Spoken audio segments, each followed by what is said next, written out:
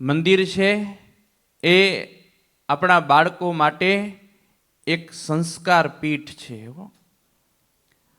કારણ કે આજનું નવું જનરેશન એને જો સાચી દિશા અને સાચું ગાઈડલાઈન આપવામાં નહીં આવે તો આપણું આ જનરેશન છે ને એને ભટકતા વાર લાગવાની નથી. તો આ મંદિર દ્વારા આપણા નાના નાના બાળકોને ઉચ્ચ પ્રકારના સંસ્કાર એનું સિંચન થાય છે. જો મંદિરની અંદર તમે આવો અને તમે જે ક્રિયા કરો ને તો તમારું બાળક એ જોઈને બધી ક્રિયાઓ કરે. તમે પૂજા પાઠ કરો, મંદિરમાં આવીને દંડવત કરો, પ્રદક્ષિણા ફેરવો, માળા ફેરવો અને કથાની અંદર બેસો તો તમારું બાળક પણ એવા સંસ્કાર લે છે. તમે મંદિરમાં આવીને દર્શન કરો તો તમારું બાળક પણ હાથ જોડી અને ભગવાન પાસે ઊભો રહે અને એ પણ ભગવાનના દર્શન કરે છે. જેવું તમે આચરણ કરશો એ પ્રમાણે મંદિરની અંદર તમારું બાળક એનું ઘડતર થશે. સાથે સાથે જો એક વિડીયો બતાવું કે જેમ તમે કરો ને એમ બાળક કરે. જો એક પિતાજી મંજીરા વગાડીને સત્સંગ કરે છે તો બાળક પણ હાથની અંદર મંજીરા લઈ અને એ પણ સત્સંગ કરે છે. હવે વાલા ભક્તજનો, જો તમે તમારા બાળકોને સત્સંગ નહીં આપો અને સંસ્કાર નહીં આપો તો બાળકને બગડતા વાર લાગશે નહીં.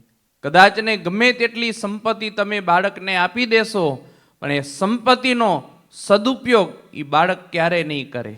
એક સંસ્કાર અને એક સત્સંગ, આ બે વસ્તુની ખાસ અત્યારના સમયની અંદર જરૂર છે અને આ બે વસ્તુ મંદિર દ્વારા લોકોને પ્રાપ્ત થઈ જાય છે.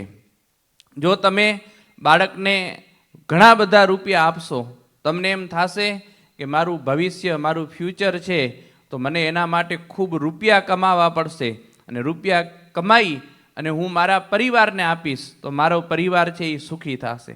આમ હરેક મા બાપની એવી મનની અંદર ઈચ્છાઓ હોય છે.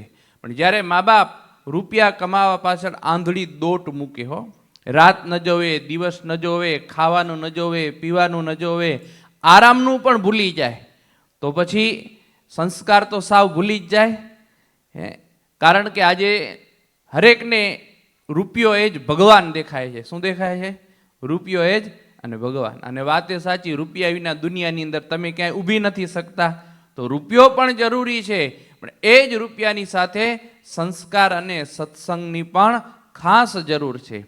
અને જો તમે સંસ્કાર અને સત્સંગ આપવામાં પાછા પડી ગયા તો એ તમારું બાળક છે એ તમને ક્યારેય ઉપયોગમાં આવવાનું નથી. એટલા માટે આ પરિવારની અંદર સુખ, શાંતિ, સમૃદ્ધિ, સંપ, સુહૃદ ભાવના, એકતા અને પરસ્પર આત્મીયતા જાળવી રાખવી હશે ને તો એના માટે મા બાપને પેલું સત્સંગી બનવું પડશે. મા બાપને પરિવારના રોલ મોડલ બનવું પડશે. જ્યાં સુધી મા બાપ પોતાના સંતાનો પ્રત્યે આદર્શરૂપ નહીં થાય ત્યાં સુધી સંતાન કોઈ પણ દિશાની અંદર ગતિ કરી શકવાનું નથી. તો પહેલા નંબરમાં આ મંદિર દ્વારા મા બાપનું પણ ઘડતર થવું જોઈએ. તો એ ઘડતરની અંદર મા બાપને જેટલો રૂપિયા કમાવા માટે સમય આપીએ છીએ ને એટલો જ સમય આપણે સત્સંગને માટે આપીએ. જો તમે સત્સંગ કરશો તો તમારું બાળક છે એ સત્સંગ કરશે. તમે સત્સંગ નહીં કરો, તમે વ્યસન કરશો તો તમારું બાળક પણ જોશે તમને. હા, કે અમારા બાપા શું કરે બાપા. હા, અને એમને એમ બાળક છે ને એ પણ ધીરે ધીરે વ્યસનની શરૂઆત કરશે. પણ કેવી રીતે કરશે? મોઢામાં પેન્સિલ નાખશે કે આમ બીડી પીવાય ને આમ સિગરેટ પીવાય. એ બધું તમે જે કાંઈ કરશો ને એનું અનુકરણ છે ને એ બાળક કરશે. હા, તો આપણે પેલી ફરજ એ છે કે સંતાનોને સંસ્કારો આપીએ અને સાથે સાથે સત્સંગ આપીએ. જો તમે મંદિરે આવશો, મંદિરનો મહિમા જાણશો અને ભગવાન પ્રત્યે તમને જો શ્રદ્ધા હશે, વિશ્વાસ હશે, આસ્થા હશે તો તમારું બાળક પણ એવું જ શ્રદ્ધાળુ, વિશ્વાસુ અને આસ્તિક થવાનું છે. તો આ મંદિર એ બાળકો માટે એક અત્યારના સમયની અંદર કહેવાય ને તો વટવૃક્ષ છે. કારણ કે વિદેશોની અંદર જેટલા આપણા મંદિરો છે ને, તો આ મંદિરો દ્વારા નાના નાના બાળકોની અંદર આપણે સંસ્કારો આપીએ છીએ. સાથે સાથે આપણા મંદિરો દ્વારા ગુજરાતી શિક્ષણ પણ ચાલુ છે. તો જે બાળક એ ગુજરાતી સ્કૂલની અંદર આવે તો એ ગુજરાતી શીખે છે. ગુજરાતી શીખે કારણ કે આપણા સંસ્કાર એ ભાષા સાથે જડાયેલા છે.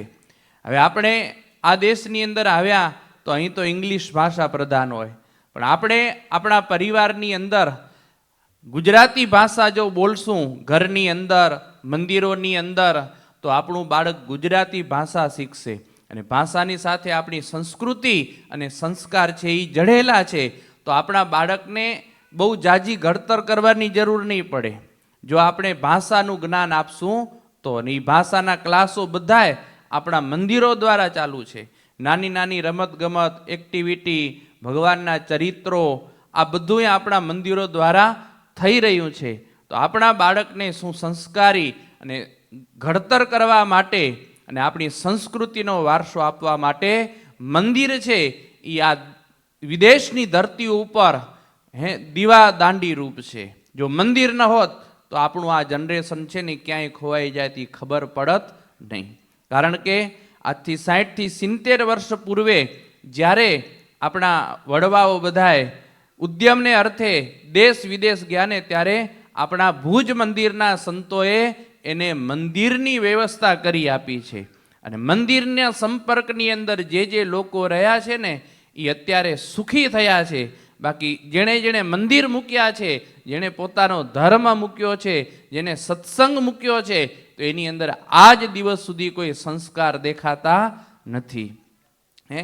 એક યુકેની કન્ટ્રીની વાત કરીએ ને તો આપણા કેટલા બધા પટેલ લોકો છે. 40 થી 50 હજાર પટેલોની સંખ્યા યુકેની ધરતીમાં છે. તો અત્યારે મંદિરે આવનારા તો 8 થી 10 હજાર છે. તો બીજા 40 હજાર ખોવાઈ ક્યાં ગયા? જેને મંદિર મૂક્યું, જેને ધર્મ મૂક્યો, તો એના પરિવારની અંદર પણ કાંઈ પણ અત્યારે બચ્યું નથી હો. એટલા માટે આ મંદિર દ્વારા આપણી સંસ્કૃતિનું રક્ષણ થાય છે. આ મંદિર દ્વારા આપણા બાળકોની અંદર સંસ્કારનું અને સત્સંગનું ઘડતર થાય છે.